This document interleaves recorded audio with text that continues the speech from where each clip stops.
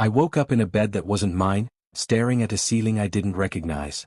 The walls were pale, the air thick with the sterile scent of antiseptic. My body felt foreign, sluggish, something wasn't right. I tried to move, but everything seemed wrong, as if I wasn't meant to be here. Then I heard footsteps coming down the hallway. A woman in scrubs walked past my doorway without even glancing in. "Excuse me," I called out, but my voice sounded strange, raspy like I hadn't used it in days. She stopped, backed up, and flashed a professional smile. "Oh, Mr. Bradley, you're awake. How are you feeling?" My name is Richard Bradley. I'm 63 years old, and I've worked my whole life to build something worth living for. I've never been sick, never weak, but as I sat up in that unfamiliar bed, I realized something wasn't just wrong with my body, it was wrong with my life. I didn't belong here. But the more I tried to make sense of it, the clearer it became, I had been trapped. And the one person I trusted more than anyone else, my own daughter, had put me here. I looked around the sterile room, my mind racing. Where am I? I croaked, my voice coming out rough. The nurse, if that's what she was, didn't answer right away. She just stood there, still smiling like she was some kind of robot. After a few moments of awkward silence, she responded, "Riverside Extended Care Facility. You've been here for 3 days now." 3 days?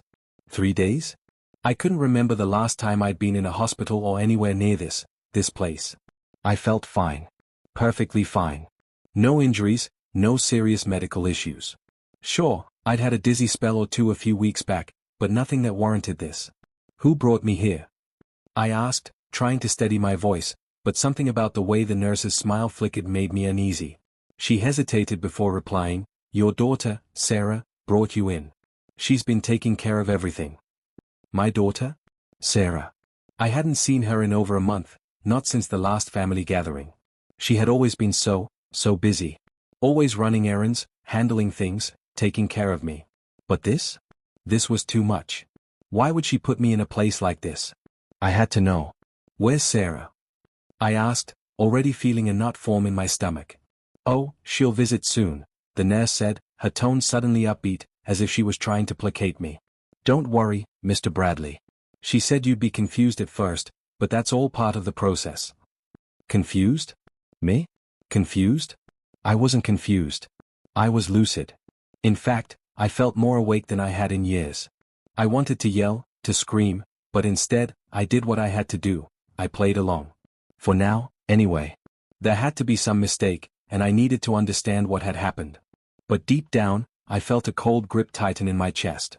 Something was wrong. Very wrong. I was no fool.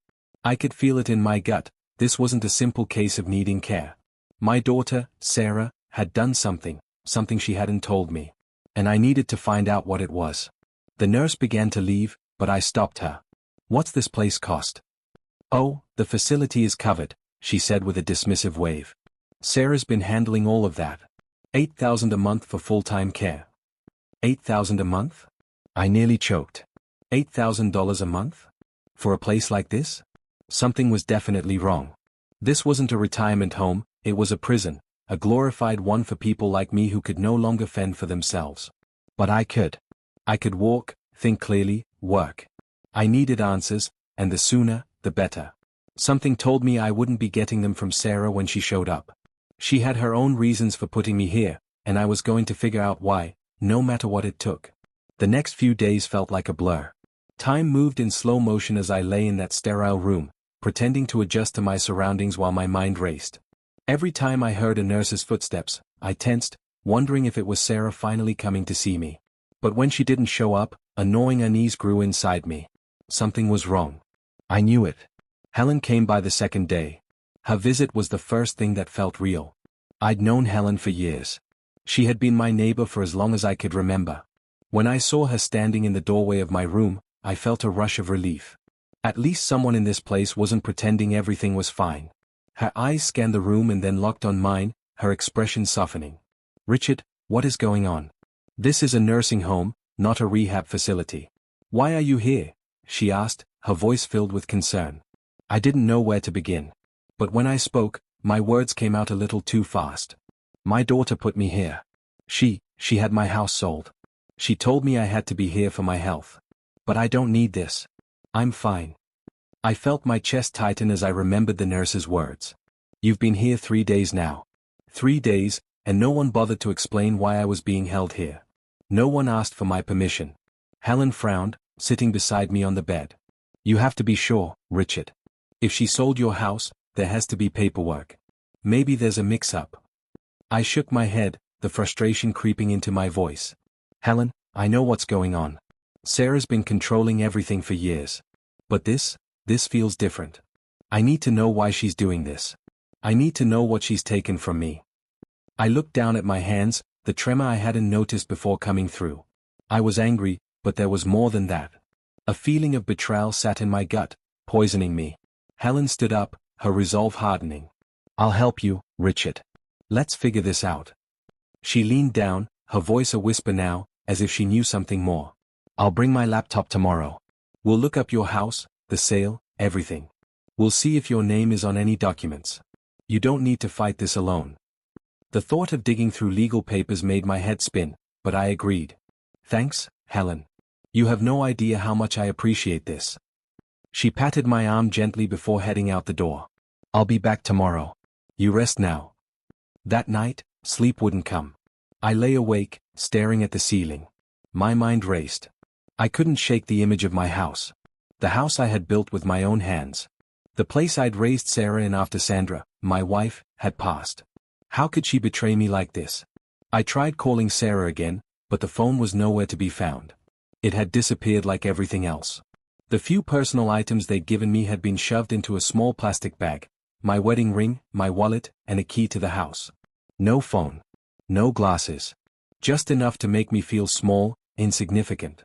Finally, at around 2 a.m., sleep came, but it wasn't peaceful. I dreamed of my house being torn apart, pieces of my life scattered in the wind. When I woke up, I was more determined than ever to uncover the truth. The next morning, Helen returned with her laptop. We sat together as she pulled up the county property records. My hands were shaking as she typed in the address of my house. A small part of me hoped that this was all some terrible misunderstanding. Maybe I'd been wrong. Maybe Sarah hadn't betrayed me. But deep down, I knew. Helen clicked on the link and my heart stopped. The words flashed on the screen: owner, Sarah Patterson.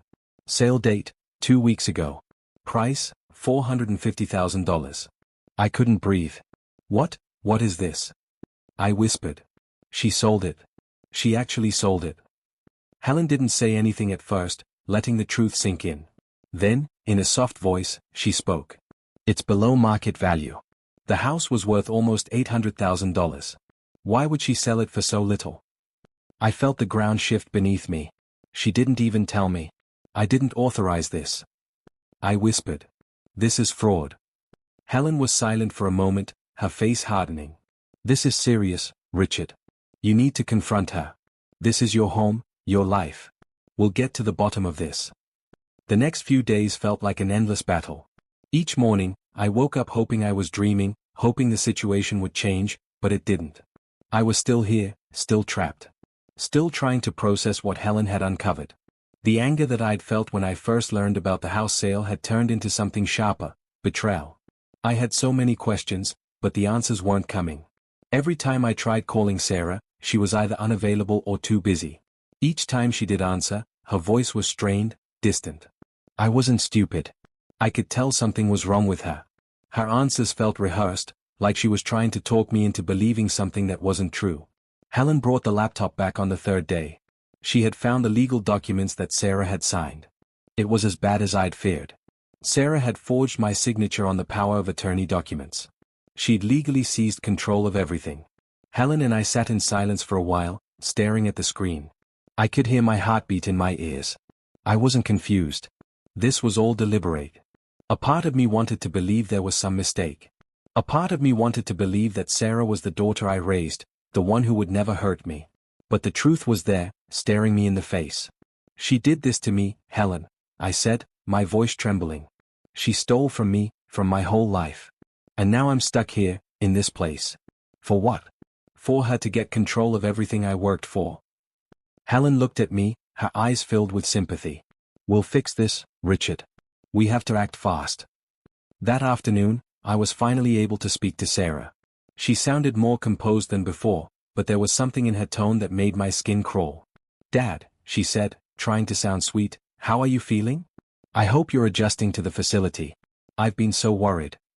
I didn't hold back. "Sarah, I want to know why you did this. Why didn't you tell me you sold the house? Why didn't you tell me you were moving me into that place?" "Now, Dad, calm down. I'm just doing what's best for you. You were getting forgetful. You needed help," she said quickly. "The doctor recommended it." "But I wasn't forgetful," I shot back. "You sold my house. You forged my signature. You did all of this without my consent." There was a long pause, and when she spoke again, her voice was cold. "Dad, I did what I had to do.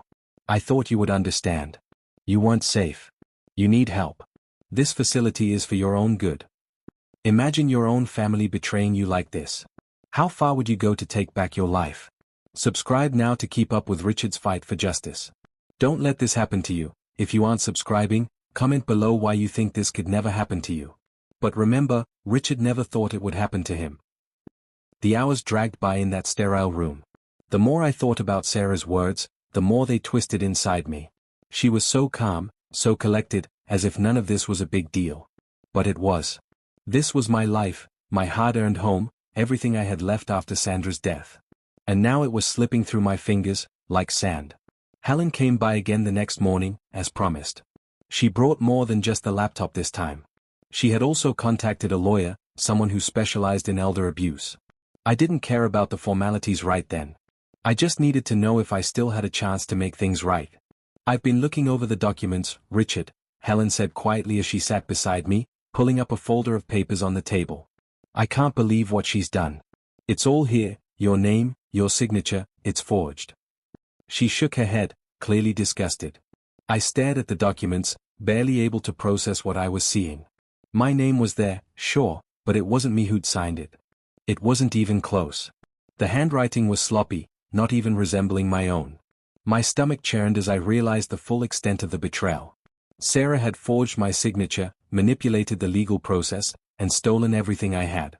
She didn't just put me in this nursing home, she made sure I couldn't fight back. Helen's voice cut through my thoughts. "Richard, we need to call the police. This is serious. She's committed fraud. We can take legal action, and we'll get your house back." I nodded, but inside, I wasn't sure how to feel. How had I missed all the signs? I'd always been sharp, always kept my wits about me. But here I was, locked in a facility I didn't belong in, with everything I'd worked for stripped away by my own daughter. The phone call to the police was difficult. The officer on the other end was polite, but it was clear he didn't take me seriously at first. He probably thought I was just another confused elderly man, making accusations about his children. But when Helen stepped in, the situation shifted. She explained the documents, the forged signature, and how Sarah had sold my house without my knowledge or consent. She made it clear that this wasn't just a family dispute, it was a crime.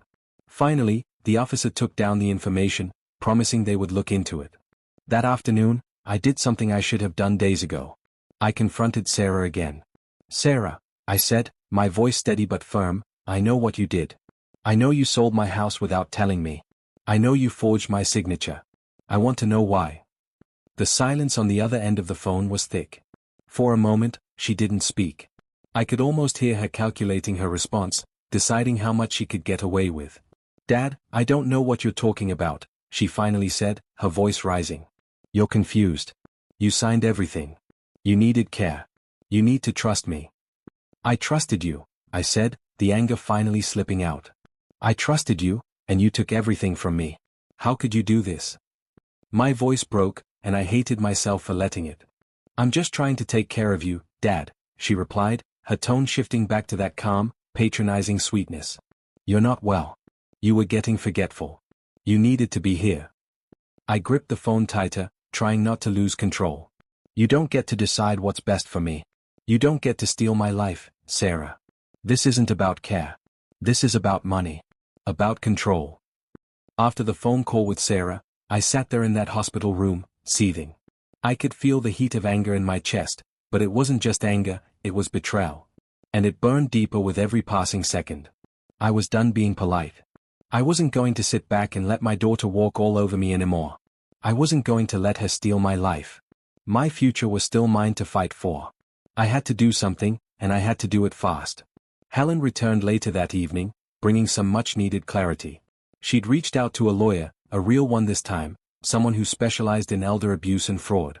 Brad, the advocate, had promised he would help, but we needed to be prepared for a fight. We couldn't just sit back and wait for justice to come to us. We needed evidence. Solid evidence. Helen had already gathered the property records, the forged signatures, and the sale documents. She'd even gone as far as looking into Sarah's financials, tracing where the money had gone. This was more than a family dispute now. This was a full-blown crime, and we had to treat it like one. Brad is going to help us file a case, Richard, Helen said. But we need to make sure everything is in place before we move forward. We can't afford to miss anything. I nodded, feeling a sense of urgency. My heart was pounding in my chest. This wasn't just about reclaiming a house, it was about taking back my life. I wasn't going to let Sarah win. The next day, Brad came by. He was an older man, in his 50s, with a serious face and a determined look in his eyes. He didn't waste time. He went straight to work, reviewing all the documents Helen had gathered. I watched him carefully, seeing his experience in action. "You've got a case here," Brad said, finally looking up from the papers. "The sale of your house is fraudulent. Your daughter took advantage of your trust, and it's clear this wasn't a mistake. This was a calculated move. We'll get the evidence, and we'll take this to court. But it won't be easy." With Brad's help, things started to move faster than I expected.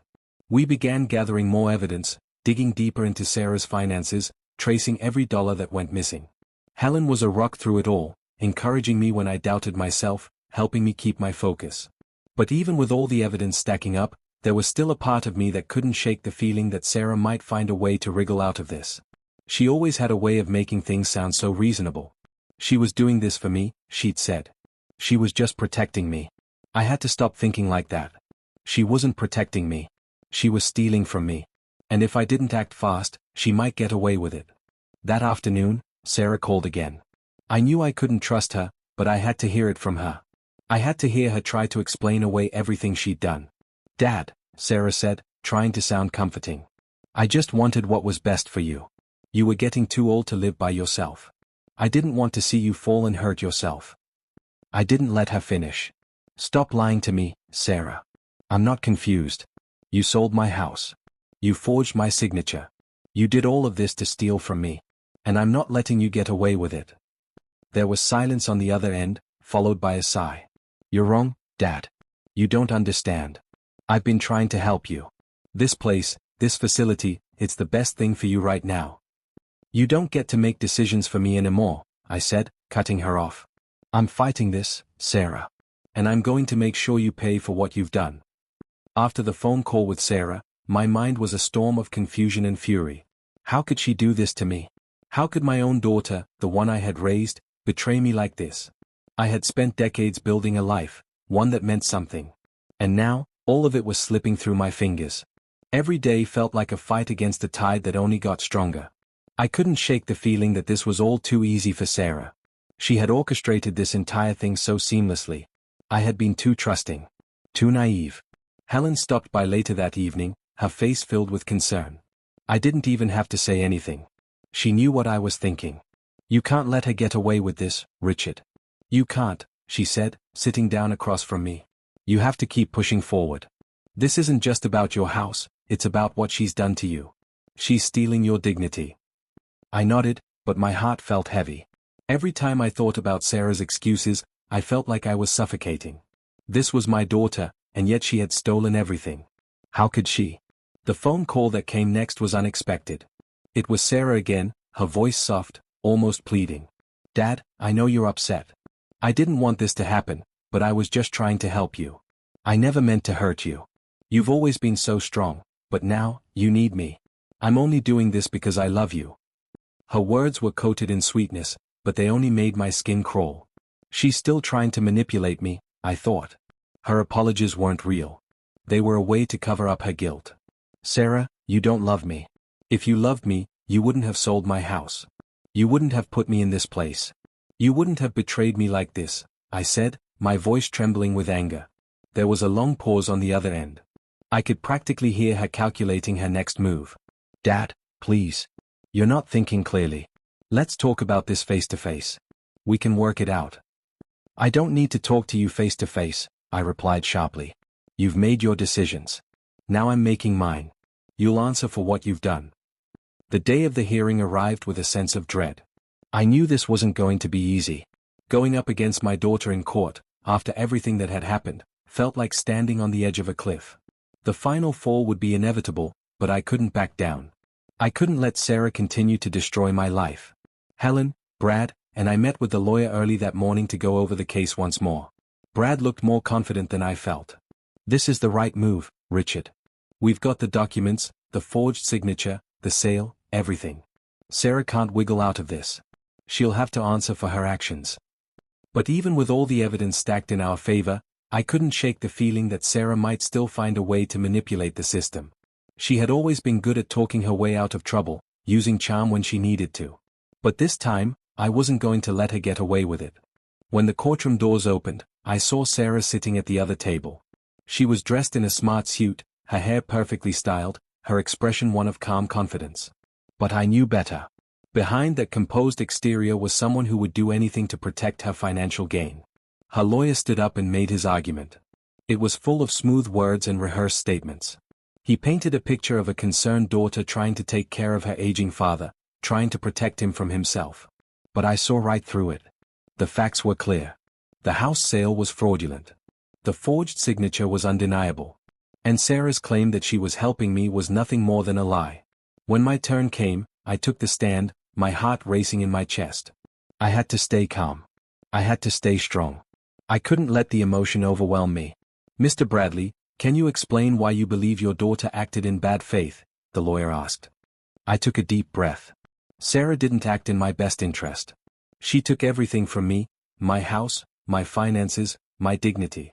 She sold my home without my consent, forged my signature, and locked me in a nursing home I didn't belong in. She did it all for her own benefit, and I'm here today because I want the truth to come out. The court session dragged on, each moment stretching out like an eternity. As Sarah's lawyer made his closing argument, I knew this wasn't over yet. But I was starting to feel something I hadn't felt in weeks, hope. It was fleeting, fragile, but it was there. And it was all because of Brad. Brad had been quietly working in the background, digging up more information about Sarah and her fiancé. It wasn't just about the house sale anymore, it was about everything. Sarah had been living a double life, and Brad had found the proof. The biggest bombshell came during Brad's cross-examination of Sarah's lawyer. He pulled up a series of text messages from Sarah to her fiancée, Vanessa. The messages were damning. Once we get him into that facility, we can sell fast. The house will be worth a lot more once he's out of the picture. Make sure he signs the power of attorney. We can make this all happen quickly. It'll all be worth it when it's done. The courtroom went silent. Sarah's face drained of color.